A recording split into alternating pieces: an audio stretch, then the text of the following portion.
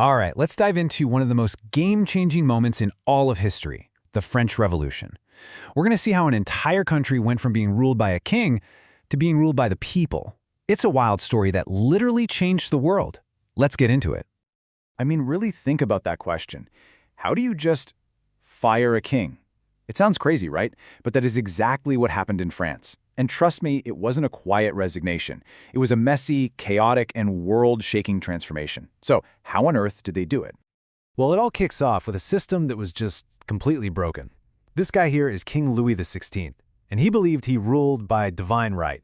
That's the idea that God put him on the throne, so he didn't have to answer to anyone on earth. His whole kingdom was basically a giant powder keg of inequality, just waiting for a spark. Okay, so, Section 1. Let's take a closer look at this powder keg that was pre-revolutionary France. The whole setup was called the Ancien Regime, which just means the old rule. For hundreds of years, it locked everyone into this super strict social ladder, with the king way up at the top and everyone else, well, somewhere below. Now this right here, this table tells you everything you need to know. You had the first estate, the clergy, and the second estate, the nobility. Now get this, together they were less than 3% of the population, but they owned almost half of all the land. And the kicker? They paid pretty much zero taxes. The entire tax bill for the whole country fell on the third estate. That's the other 97% of the population. And who was in that third estate? Pretty much everybody else. We're talking peasants, city workers, doctors, lawyers, you name it. They were the ones paying for the king's fancy palaces, his expensive wars, and the ridiculously cushy lifestyles of the nobles and clergy. They were funding the very system that was keeping them down. Imagine that. So for Section 2, the revolution ignites.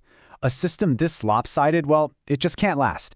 And in the summer of 1789, that spark finally lit the fuse.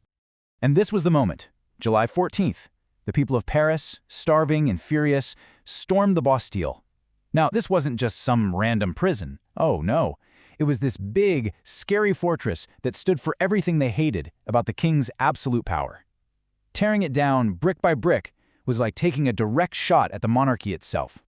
And news about the Bastille spread like wildfire. Suddenly, everyone realized the king wasn't all-powerful. He could be beaten. This was it. There was no turning back now. The revolution was officially on. But you know, this whole revolution wasn't just fueled by anger. It was also driven by some huge new ideas. This one sentence, this right here, it's the core idea, the beating heart of the entire movement. And it came from this groundbreaking document, the Declaration of the Rights of Man and of the Citizen. This thing was a total teardown of the old way of doing things. It said, nope, no more special treatment for the rich, everyone is equal. It said government gets its power from the people, not from a king. And it guaranteed things we take for granted now, like freedom of speech.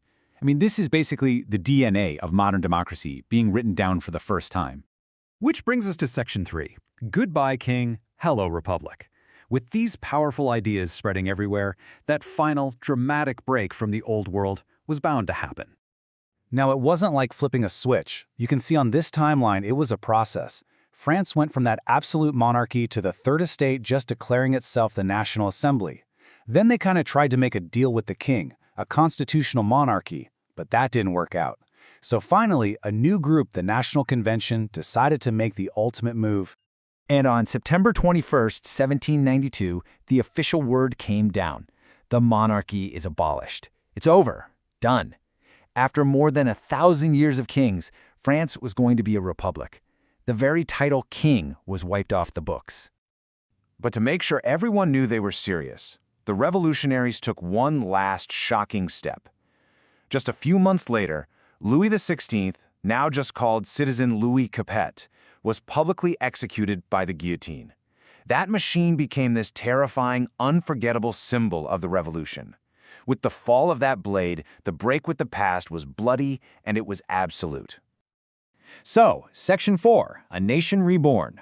With the king gone, France had to completely reinvent itself. It needed a whole new identity, one built by the people, for the people. So what did they stand for now? Well, they came up with this powerful motto, Liberté, Égalité, Fraternité. Liberty from the king's tyranny, equality for everyone under the law, and brotherhood, the idea that they were all in this together as citizens of one nation. And of course, a new nation needs new symbols. So out went the old royal flags, and in came the blue, white, and red tricolor. And revolutionaries started wearing this red hat, the Phrygian cap, as a symbol of their newfound freedom. These weren't just fashion statements, they were proud declarations of a brand new identity. Okay, that was a whirlwind tour, wasn't it? So let's boil it all down into a super simple 3-point recap that you can easily remember. So, number 1, the problem. You had this totally unfair society where 97% of the people were footing the bill for the privileged few. Number 2, the action.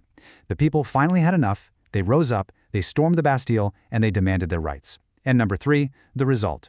The king and the whole monarchy were out, and a new republic was born, built on those radical ideas of liberty and equality. So in the end,